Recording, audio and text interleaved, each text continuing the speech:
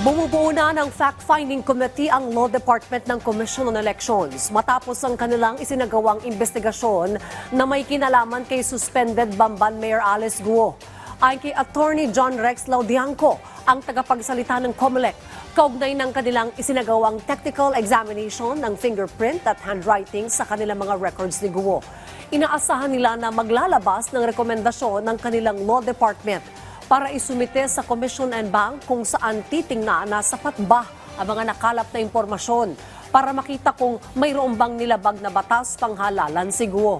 Sakaling mayroon man, dito magsasampa ang komisyon ng motu proprio complaint for material misrepresentation na election offense at kasong kriminal na susundan naman ang preliminary investigation kung saan bibigyan ng pagkakataon ng respondent na magpaliwanag para sa due process.